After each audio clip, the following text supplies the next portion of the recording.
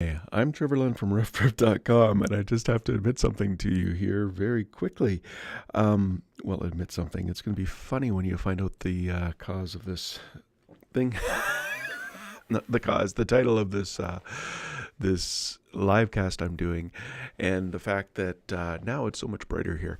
Um, I'll tell you. Yeah. Anyway, I'm here with a negativity reflection, and we'll get to that, and I'll tell you why I was so confused and why I had to turn on the lights here. Just a second, right after this intro.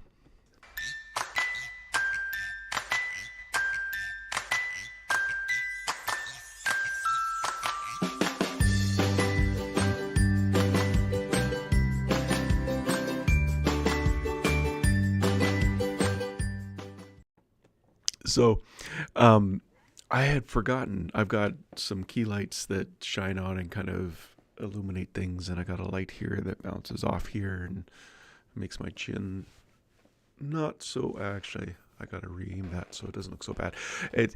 I'm not too concerned about all of this, right? But it was funny to me because last night I was on TikTok and somebody showed a study that the study shows that if you put your phone into black and white mode, the color, change the color on it so that it's black and white, you'll scroll less. You don't get distracted by the colors. You don't do those things. So you're on the phone less. And I thought, hey, that might be a great idea. So I turned it on and it's all black and white. Let me show you. Can you see my phone? That's all black and white. Which you can't see because I'm black and white here too. Anyway, what the point is,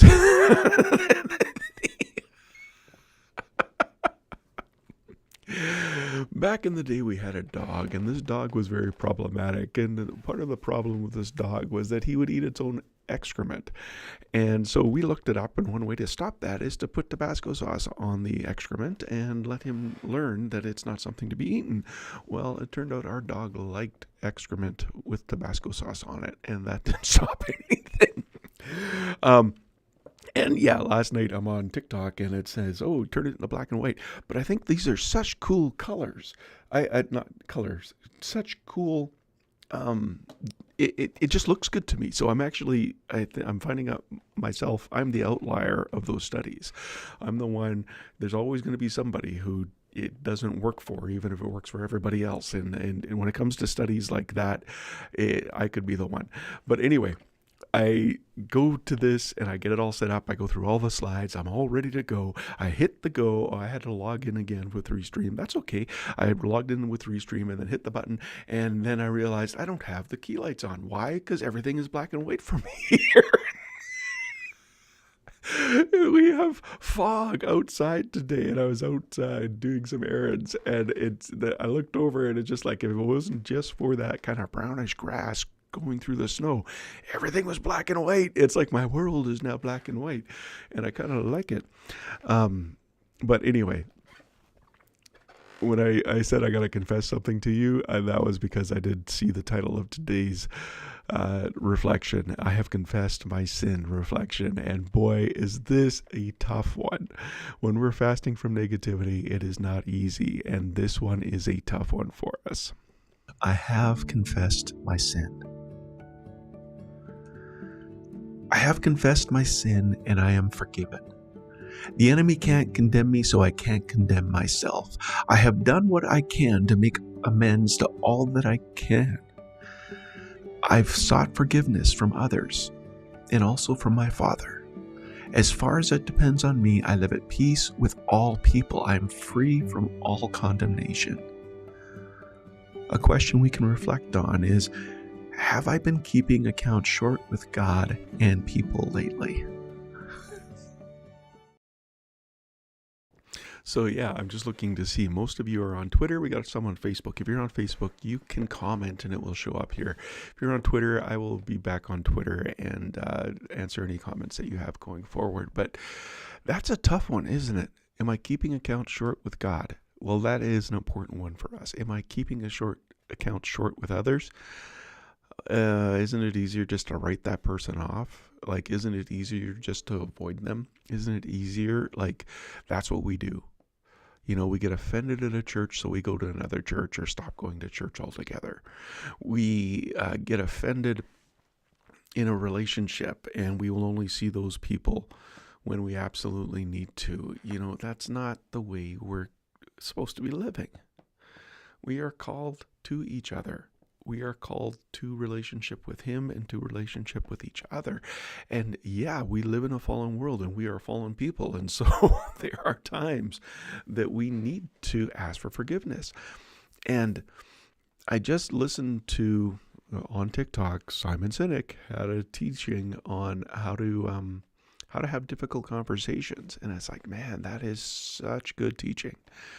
How to have, you start out saying like, I need to have a difficult conversation, and I honestly don't want to misspeak. I don't want to say anything I shouldn't say. I don't want to put you off in any way, but is it okay if we have a difficult conversation right now? You give the other person the heads up.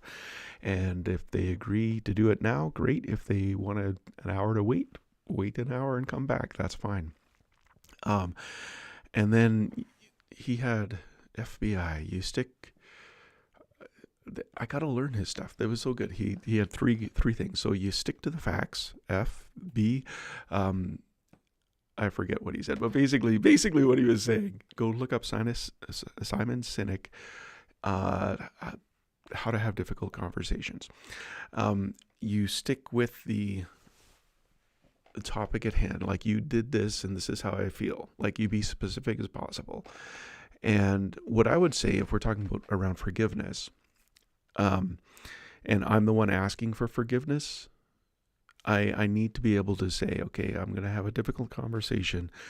This is what I think I did. This is how I think you felt. Is that true? Is that how you felt? And this is how you perceived it. And you get them to share what they actually felt and how it actually made them feel. Or there's all kinds of different things you need to ask for forgiveness from, right?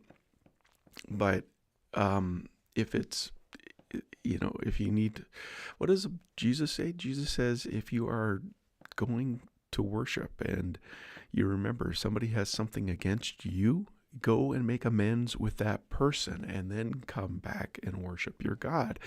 Whoa! I don't know another religion that says that. Like that, Jesus just sets it's on me. Like, they're the offended ones.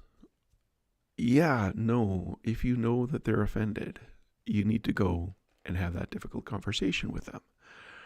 Listen, this is what happens when we fast from negativity. It starts out as we are given every reason possible to choose to be negative. I have had to replace my phone, and I think I have to replace my iWatch now because it is dead. I don't know if it's charging upstairs now.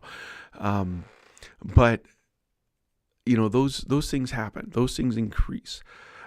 Those inconveniences, those things that can tick us off. But then we start to feel like we are walking with God in the garden in the cool of the day. It's like we wake up and we're thinking about Him. We're puttering around the house, or we're preparing a sermon, which I need to get to next. And it just we get in awe of His creation.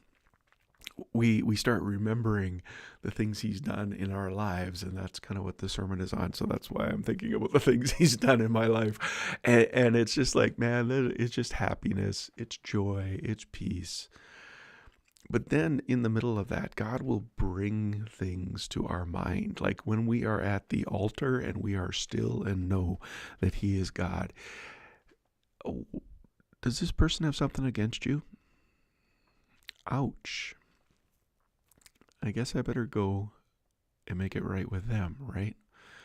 They probably have a right to feel offended at me.